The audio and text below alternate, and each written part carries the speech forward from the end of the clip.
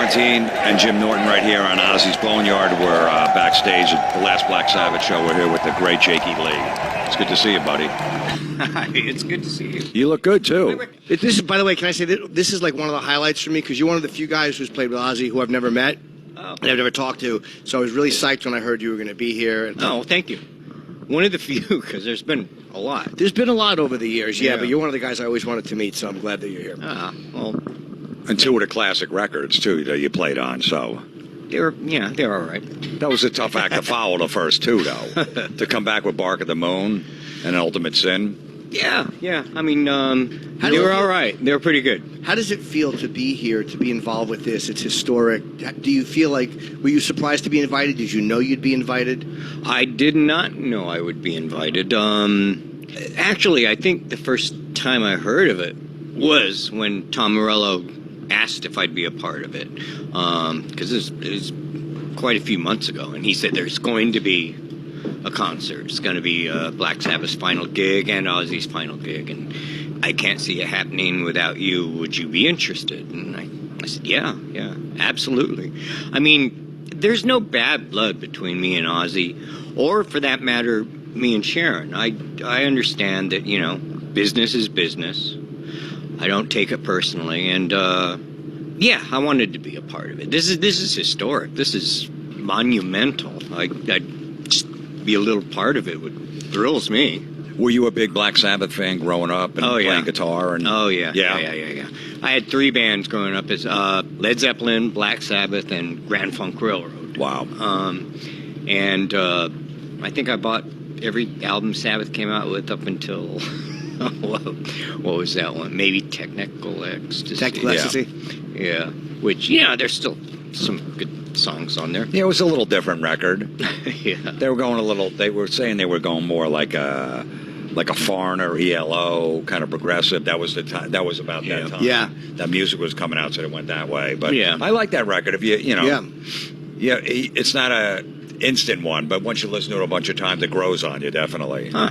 But you like the heavier stuff, like the Sabotage, the Volume 4. Yeah. So what was it like? I mean, getting the gig, growing up being a big Black Sabbath fan, and then all of a sudden you're Ozzy's guitar player. I didn't really think about it because you didn't want to overwhelm yourself. Yeah, I didn't want to put that weight on my shoulders, so I just la-di-da. Right. You just showed up and pretended it was like in your mind. Don't acknowledge it. Just do it. It's another gig.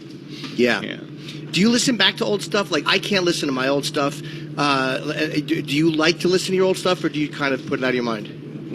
Yeah, I'll listen to every couple of years, maybe. I'll give it a listen, just for the hell of it. Although I'll admit, Ultimate Sin, I probably didn't listen to that for 10, 15 years, because it kind of got shit on. People thought it was, terrible, Ozzy's gone pop. And I heard it so many times, they're probably right. So I didn't even bother listening to it until maybe a year ago. Really? Maybe a year ago. Chris Jericho, I met him, and he started going on about the Ultimate Sin. I said, you like it? He said, it's my favorite fucking Ozzy. Of course I like it. And I was like, maybe I should give it a listen. I listened to it, and it didn't suck. No, it's great. There's some great. Killer Giants is a great song. Thank God for the Bomb is a great song. Lightning Strike. There's some really good stuff on that record, man. The Ultimate Sin. No, I think because the production, people complained about the production on it, like it was too slick. Yeah. But the songwriting was great and stuff. I know that maybe in the mix it sounded a little different. I think remember Ozzy saying back in the day when the finished product came out, he wasn't happy with it. But yeah, and that was another thing. Ozzy said he didn't like it, so I just didn't listen to it for a long time. Then when I finally did, I was, shit, it's a good record. And the production is slick, but it's been so long now, it's almost nostalgically slick, if that makes sense. It is slick, but now it's hard for me to even imagine it any other way. And it was Ron Neverson, I think. And he was doing a lot of the albums at that time. Yeah, a lot Heart. Yeah, Hard and all that stuff. So that was the kind of the sound. That was, 86, I think it was. Yeah. Came out, 86. How are you feeling? How's your health? Everything's okay? Reasonably, for an old guy. I mean, I'm 68. I think you look better than ever. Yeah. He really does. We saw you back when we had you on that metal show years ago back in Vegas. That was probably like 11, 12 years something ago. like that, around 2012, yeah. Yeah. But, I mean, I actually feel pretty good. Joints are hurting. Sure. But You know. all the, the whole incident, what happened, it didn't affect your guitar playing or anything like that? Because I know you got shot in the shoulder, and then... I hadn't been playing guitar for a couple of years because this wrist was killing me. And then... Is that carpal tunnel? Arthritis. Okay. I finally got x-rays and they said there's no cartilage left. So it's bone on bone. Whenever I move it, it didn't feel that good. So I started doing rehab for it, and it started to take a lot of exercising, a lot of stretching, and it was getting better. And then I walked my dog. Wow. When something that tragic or that sudden happens, and then you live through it, and you know you're going to survive it, does it change the way you look at things at all? Like, wow, man, that could have been the end. A little bit. Kind of like when I got the Ozzy gig, and I don't want to think about it. Right. I dwelled on it a little bit after I got shot, and then I realized it wasn't healthy. Sure. And so I just kind of pushed it aside and didn't think about it too much because, the world got darker, more dangerous, not as fun after that night. And since then, I don't think about it too much, and the world's getting back to where I can enjoy it. Right. Yeah.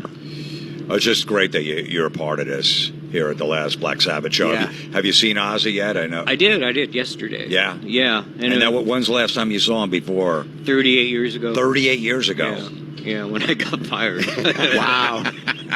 How was it seeing him in person and saying hello?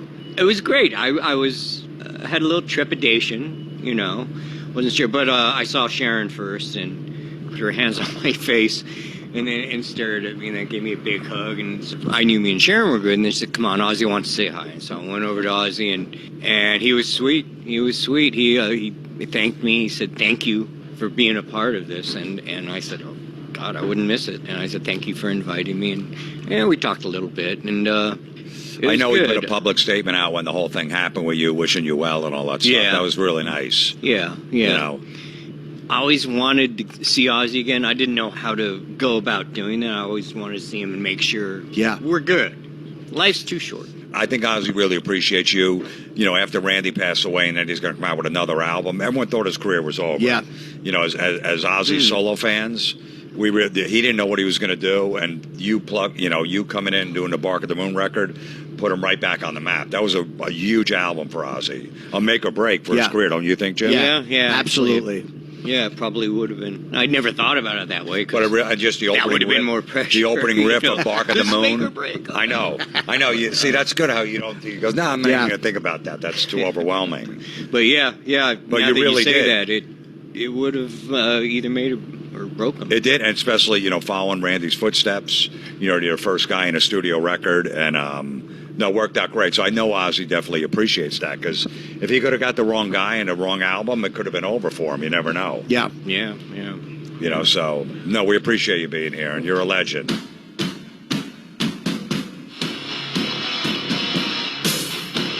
Jim Florentine and Jim Norton right here on Ozzy's Boneyard. We're backstage at the last Black Sabbath show. We're here with the great Jakey Lee. You should be acknowledged, and you should be a part of it, because you are such an important part of Ozzy's history. And I'm happy. Like, as a fan, it makes me really happy that they know it and that they're letting you know it. It's great to see. Yeah, and it's fun. Yesterday at the photo shoot, all those people, how often does that happen? You have like 100 famous, respected musicians. Who's a big musician that came up to you who was like such a huge fan you had no idea? Like the guys in Metallica, the Sabbath guys, the guys in Metallica. No, they opened for Ozzy. Oh, that's right. You guys were on. Yeah, that's right. Yeah. I saw that tour. Yeah.